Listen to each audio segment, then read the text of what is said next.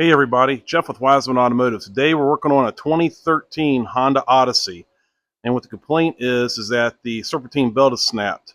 So the charge light's on, they can't steer it very well, and all that stuff. So we're going to put a new belt on it using this part number right here, and we're going to replace the whole tensioner assembly because the tensioner assembly and the idler pulley is all in one piece. So if you look at it,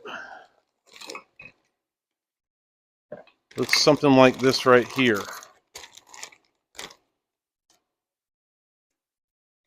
It's got a washer in there too. So anyways, it's going to go in here like this. We're going to reuse that bolt. There's a bolt down here that holds it on as well. Okay, so two bolts holding on there, and I mean, I guess it's kind of both a tensioner. I'd say it's like a tensioner and idler all put into one unit here. But the I think the idler itself was the one that froze up on it. Snapped the belt, so the customer doesn't have power steering, like I said, and also the charging lights on. So let's get this thing on there. And we know that because it's a Honda, it's going to be metric, so I'm pretty sure I'm going to be needing my 12 millimeters, 14 millimeters, maybe a 17 millimeter. I'll let you know as I take it off. The first thing we did was I took my 22 millimeter socket and I buzzed the tire off. And now I'm going to work on getting this inner fender. I'm not going to take it out. I'm just going to take like a couple of clips that hold it, and I'm going to take it and try to bend it out of the way. I may have to use some bungee cords or something to hold out of the way, but I'm not going to take the whole thing out if I can help it. So let me start working on this. Okay, so I took those little plastic rivets out, and there's a pair of pliers. You don't need these, but it does kind of make it easier. The part number on this is MST373, made in Taiwan. And I don't know exactly what you call them, some kind of clip pliers. But basically what they're designed to do, when you have these kind of pop rivet heads, they go in there like this. And they squeeze the inside and pops that out. And then you can pull your rivet out. You don't need this. You can use screwdrivers, like a pocket driver. And you can also use some 45-degree needle nose pliers to pop them out. That works. So I did that, got those out, and then there was two Phillips head screws right here. I took those out. And then on the bottom right here in the front, there's a 10 millimeter bolt. So it was a 10 millimeter head bolt, I should say. So take your 10 millimeter and zip that dude out. So now we're going to take this thing. I'm just going to kind of shove it around. We're going to just kind of put it back here. And now it's totally out of my way, as you can see.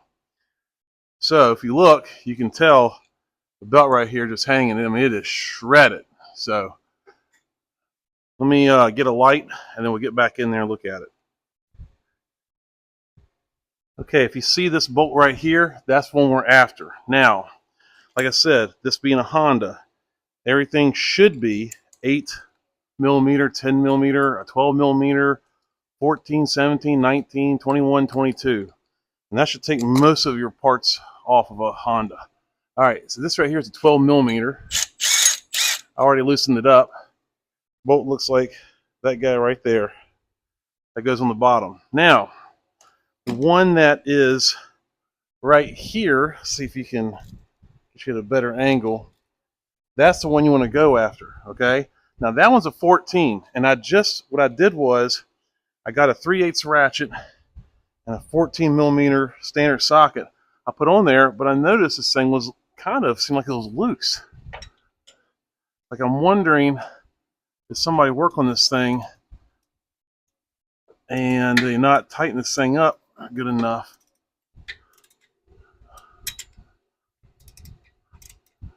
And that's why it failed. I don't know.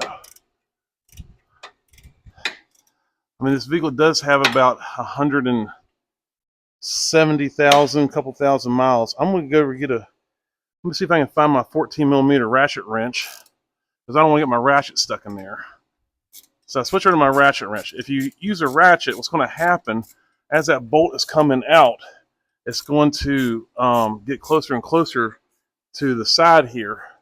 And when you have that ratchet in there and you're drawing that bolt out, it'll end up trapping your ratchet against the side of the vehicle, the I don't want to call it the frame, but the body panel here of the vehicle, and then you can't get your ratchet out, and that's always frustrating and never a good time. All right, so I switch over to my ratchet wrench. Now you don't need a ratchet wrench. That's what a ratchet wrench looks like. Just make sure you go in the right direction. So you need to take it that way when you're loosening towards the front. You can just do it with a regular wrench if that's all you have, but it does make it easier. Ratchet wrenches are a wonderful thing. I like that gear wrench brand that I got. They've been pretty good. All right, so now I think this guy is going to come out through the top. I'm pretty sure I'm going to have better luck coming up through the top with him. So let's switch over, put the vehicle down so we can get to the top.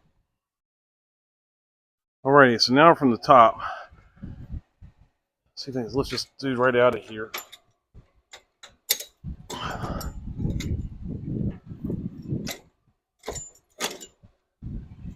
Just kind of wiggle it past everything. Man, it's really tight. Okay, so yeah, look at this guy. See, the belt's all chewed up on that pulley right there. I'm assuming this bearing, yeah, look at that bearing. Come apart, man. Wow, that's amazing. What's really amazing is this vehicle actually got her to her house. Thank goodness. At least she got it to her house, and she lives real close, so she'll be able to drive it here. But yeah, look at that. It's come apart. That bearing said, I've had enough. Jiminy Christmas. All right. Now we got to worry about fishing all the pieces of the belt out of there. I mean, I got pieces for days like that, all wrapped around everything. And that's what happens. You know, this thing's going at a high rate of speed, and it comes undone. You don't want to leave any of those pieces of belts behind. Just make sure. I like to know what it sounded like when that thing exploded. I like to know what her vehicle sounded like. I'm just going to kind of check to make sure that everything else just kind of turns okay. I can't see anything where it may have damaged anything else. All right, let's get that new one, put it in there. Okay, I put just a smidgen of blue Loctite on there. I don't know. It makes me nervous. I don't want the thing backing out. So for those of you at home who want to use a torque wrench, which I highly recommend if you can get it in there, this is 33 foot-pounds, and the one on the bottom, that's the one down here. That one right here, the small one, that's 16 foot-pounds. Now, before we put this thing in here, we got to put this washer one. If you notice, it's got it's like a little hat right there. It's got to sit in there like that, and that way the bearing can ride real nice and even. Okay, I'm going to want to try to put that bolt in there with it in there, and so obviously you don't want to tilt it like this when you're going down in there. So it's going to be kind of tricky. Hopefully I can get it in there without that bolt falling out. It came out with it on there like that. All right. So I'm just going to kind of get it turned in the right spot. I'm just going to sit it right there, just like that. Sorry about the camera here. We're going to sit there just like that, and now we're going to take it up. I was just thinking now might be a good time to tell you, like, this video would also be good if you needed to replace your washer motor. This right here is your windshield washer fluid jug. Maybe your motor went out. You could also use this video because all you got to do is unclick it from there and then pull that dude out. Of course, all this washer fluid is going to leak out. Put your new one in, click it back in, you'll be good to go. Or maybe if you put too much water in here and the washer fluid jug busted, then this is a good video to show you how to replace it. I'm looking at this thing, and somebody's been in here before. Because see how this right here isn't connected? This right here isn't connected. I can tell, not that I'm saying they did necessarily a really bad job or anything, but somebody's definitely been in here before because they didn't put the things back quite right. That's supposed to fit in there just like that. And like that connector right there should be in there probably. But anyways. All right, so let me get this. I'm going to hold this with one hand and then turn probably this one in my other hand. So let me do that real quick to get it started. Okay, so it's going to be kind of hard to show you what I've done. We'll try and explain it to you. But basically, what I did was to get that started, I held my left hand up here, and I turned that bolt with my right hand. Got it lined up, started with my fingers, not using any air guns or anything like that. Now I'm going to put this bolt in here, the one on the bottom, okay? Putting that guy in here. getting that guy started. When you're putting this bolt in, it's important to press this pulley all the way back so it's sitting on that hat, because you don't want to put in there, awkward or something like that. You mess it up. So it's really kind of a little bit delicate situation, so to speak, when you're putting that pulley in, because you got to make sure the bearing rides correctly. Because if not, it's going to go in there sideways and it's not going to do right. So I'm just going to snug it up right now. Okay. And let me get my torque wrench. I'll see if I can get the torque wrench on so we can torque it down to spec. Got my torque wrench at the 33. I have a torque wrench that has a flex head on it, which enables me to get in there. Okay, right there. That's 33, and this is a 3/8 drive torque wrench that I'm using, and it's a flex head. All right, now I got it set to 16 foot-pounds. I got my 12 millimeter on there. Let's see here. What I might try to do with that one first, let me just snug it up real quick, so I'm not taking all day. Okay, that snugged it up. So now I got my 12 millimeter out, same torque wrench.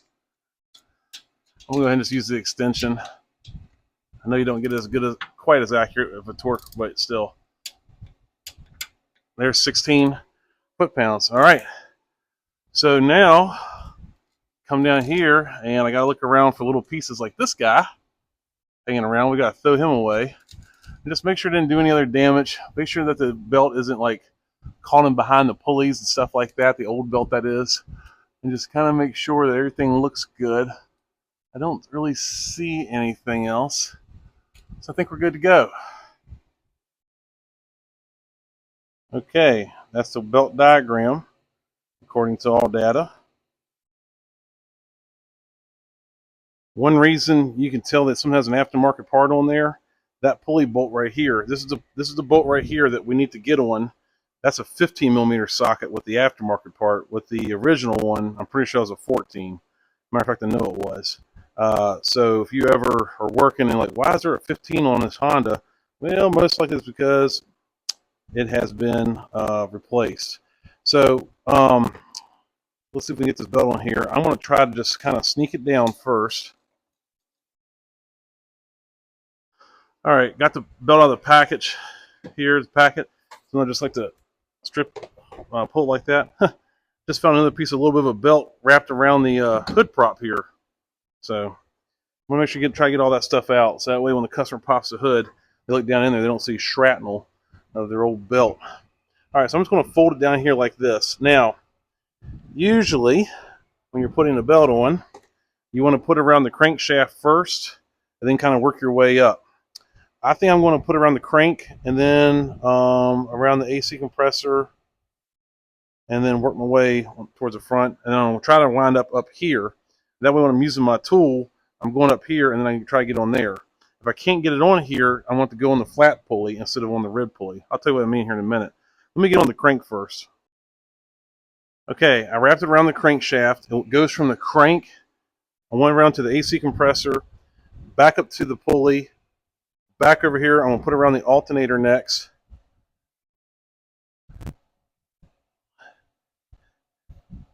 Okay, got around the alternator. Now I'm going to go around the pulley that we're going to be pulling tension on, and then back up here to the power steering. Okay, as you can tell, we're going to need to take that tensioner and pull it this way. I want to see if I can do it with a 15 millimeter ratchet wrench, or ratchet. All data said they want you to use a special tool, which I have, but I know not all you guys have that. So we'll see if we can just do it with a 15 millimeter ratchet or not. If I gotta get a special tool, I gotta get it. You can go to some of these tool companies or these parts stores like Advance and AutoZone if you don't have these special tools. And sometimes they'll do a loan tool program where basically you pay with a credit card, you use the tool, and then they'll you bring it back and they'll give you a full reimbursement on it, which is a pretty good deal. People don't have a whole lot of tools. So, all right, put my 15 millimeter ratchet on my ratchet on there. It's gonna be kind of hard.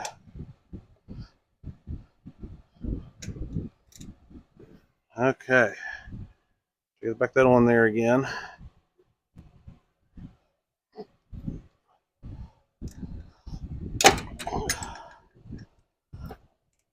shoot, it needs to go the other way. It needs to go towards the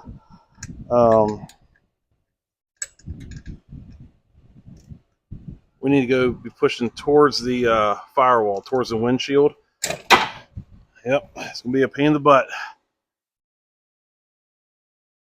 Okay, I just did that job with a 15 millimeter socket and a long 3/8 ratchet. Now, mine is a flex head, and I did have it locked in about that position right there when I did it. Here's how I did it. When you're pushing that ratchet that way to relieve that spring tension on the serpentine belt, I got the belt onto the top pulley, and then I got to where it would stay, and then I came back with my ratchet a few clicks and pushed it again, and I just kind of rotated that belt around there, and it went right on. This is probably going to be the hardest part of the whole job, is getting that belt on there. You're going to probably say some choice words, but it should fit right on there just like I did. Now I'm going to take my flashlight. I'm looking at all the pulleys, and I want to make sure this thing's lined up correctly, and make sure it's fully seated on all the pulleys, especially the ribbed ones. The alternator, air conditioner, power steering, okay? And it is. So we're good to go. And all data, it told you to take this power steering reservoir. There's a little clip right there, and you can take that off, and you can move this around a little bit. I would not want to drain it, though, or take that hose off there if I could help it. I didn't have to do that. All data says to do it. I just left it alone, but I was able to get a few clicks right here in my ratchet. If you have a second person, that also might help. If your belt keeps falling off and when you're trying to mess with it, maybe what you could do is take some zip ties or a clip and put on here this power steering pulley, and then you can get on the flat pulley instead. Typically speaking, when you're putting a serpentine belt on, it's easier to get on a flat pulley like this than it is with a ridge pulley like that. So just keep that in mind. Okay, let's take this thing up in the air, and then we'll get everything from down under connected. Before I do that, put it back together, I figure, you know what, I better just start up, make sure it runs and everything looks good. And it does. It's quiet. I don't see any problems. Looks like the belt's doing good. So let's put everything back together now. All right, I'm going to take one last little inspection here just to make sure everything looks good. Everything is good. One more little piece of belt back here that exploded. Yep, everything looks pretty good. All right. So now I'm going to fold this dude back around here like this. And, yeah, kind of fold him up in there. Make sure he's up in there. Let's see here. Let's get my clips out here. One thing I can do is go ahead and put my screws in. Phillips head screws. They go right here.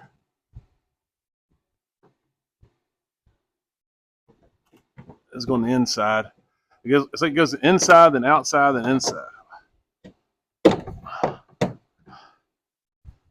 it's going to take me a minute.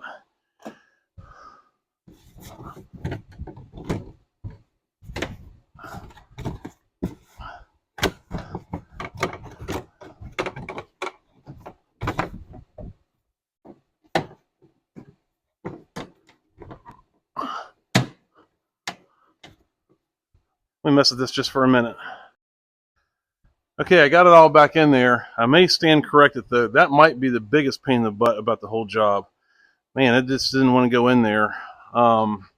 So I got it in there though, and now we're going to put the tire on, and we're going to torque these down to 94 foot-pounds. And when we torque them down, we're going to obviously do it in a star pattern. So when you do this job,